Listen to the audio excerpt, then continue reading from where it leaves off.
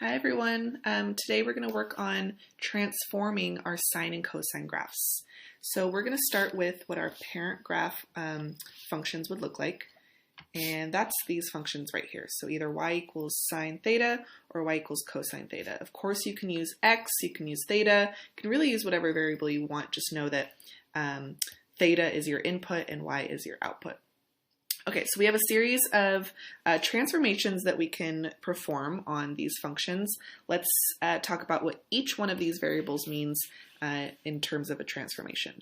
So the first one we have is a. That's this number or this coefficient out front, and that has to do with our amplitude. So in simple terms, that's how tall our function is going to be on our graph. So our amplitude, if we want to know what our new amplitude is, then we're going to take the absolute value of whatever that a value is. So even if it's -2, if it's +4, whatever the absolute value is going to be your new amplitude or how tall your new curves are for sine and cosine. Next we have our b values. That's this value right here. This is the number that's multiplied by our x value. This is going to affect our period. This is how wide those curves are going to be. So our period, to find our new period, that's going to be our old or our parent function period. So that's the parent or original. And we're going to divide it by the absolute value of that b. So for sine and cosine, if you watched my previous video, we know that our period is always 2 pi for our parent function. And we're going to divide that by the absolute value of that b. So if b was 2, we would do 2 pi divided by 2. That will give you your new period. All right, we also have our h and k values. So just like with any other function we've ever graphed, h is the value that's subtracted or added to the x value. K is the value that's added or subtracted to the whole function. So h is going to be our horizontal shift or slide. So horizontal shift, that means left or right. And then our k value is going to be our vertical shift. And this is going to mean up or down. So all 4 of these special values are going to help us graph our new functions based off what we know about our parent graphs. So let's move on to our graphs now. We're going to do each one of these transformations individually, and then we're going to do a couple where they're combined. So what I have here already on our graphs is the parent function. You should always start with your parent function while you're working on these and while you're learning how to do your transformations. So I have graphed, this is just y equals cosine theta. So the pencil one is y equals cosine theta. But we're going to graph y equals 3 cosine theta. So remember that value right there, that's our a value. Okay, so our a value is going to be 3. That means we're going to stretch this vertically by 3. It's going to become taller. So a equals 3. So that means you're going to take each one of these values and you're going to stretch it by 3 vertically. So if I have a y value of 1, if I stretch that by 3 or multiply by 3, now it's going to be a y value of 3. If I have a y value of 0, well, 0 times 3 is just 0. So this actually stays here. Then I'm going to take this value right here, -1, and we're going to stretch it by 3 or multiply by 3. That's -3. Again, my y value right here is 0, so that's going to stay 0. And then my y value here is 1. Again, multiply by 3 or stretch by a factor of 3. And we can go on. So 0 stays 0, and this one's going to become -3. So you'll notice now that my curves are going to be 3 times as tall as they used to be. We didn't shift left or right. We didn't stretch horizontally. All we did was almost like pull these curves to become 3 times as tall. Okay, so that's y equals 3 cosine theta. Now let's try a b value. So now we have a value that's multiplied by our x or our theta. So this time we have 2 for our b, so b equals 2. But to find our new period, we have to take the old period, 2 pi, and divide by the absolute value of b. Well, when I do 2 pi divided by 2, my 2's are going to cancel. So this is just pi.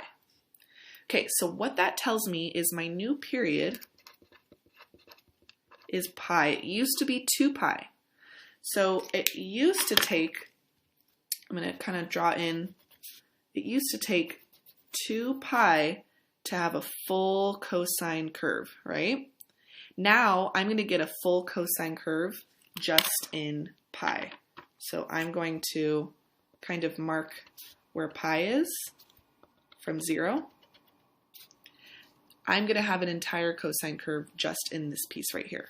So I know cosine starts at positive 1. It's going to end at 1. And then I know I need to, in the middle, come down to negative 1. And then I'm going to draw in my cosine curve. Remember, this is what cosine looks like for a full period. Now, of course, we can continue. So in another pi, I should come back to positive 1. I come down to negative 1 halfway through.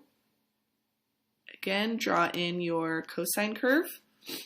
And so this new cosine curve is half the length or half the period of the old one. So again, in pencil was cosine theta. In pink is cosine 2 theta. So we compressed by a factor of 2. All right, moving on, we are now going to do our horizontal shift. So again, I've got my parent graph graphed. This is y equals sine theta, so no shift. And all I'm going to do is take every single point and shift it to the left 2 pi over 3. So we're going to go left 2 pi over 3. And remember, 2 pi over 3, that's just a distance. That's an amount. So 2 pi over 3, that's about 2/3 of pi. So on our graph, this distance right here, 4 tick marks, is pi. And we're going to move all of our points about 2/3 of that distance. Okay? So I'm going to take this point first, and I'm going to move over about 2/3. And we're really just eyeballing here. Next point, this one down here, again, moving over about 2/3. This point right here, about 2/3 over. And this point up here, about 2/3 over. Okay, so now I'm starting to see my graph. I didn't do this one yet. Let's move this one over. Over about 2/3, about right here. And now I'm ready to start graphing these points. So again, I'm going to use what I know about my sine curve and connect these. And I'm going to come down just a little bit. And now you have a shift to the left, about 2/3 pi. Okay, next one over, and the last one before we start combining these is going to be a vertical shift. So this is when I am going to shift my graph up or down. Now I have a -2 here. That means I'm going to shift down 2, right? So we're going to go down 2 units. Hopefully you guys can see the yellow okay. And again, all I have to do is take each one of these points and just move down 1, 2. Down 1, 2. Here it is, down 1, 2. 1, 2. And so on. And this is my last one. Okay, so connecting these. And that's my new graph. So just a shift down 2. Easy as that. All right, so my last two, I'm going to combine a couple transformations just to show you what happens when we have more than one occurring.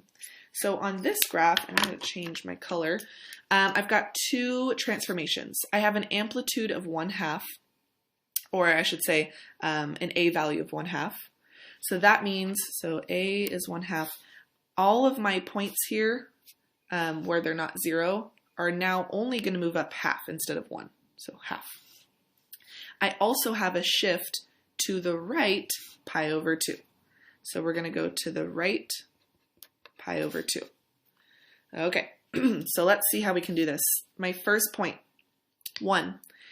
Now I'm only going to go up a half, so right here, but I'm also going to shift over pi over 2. let's do this one now.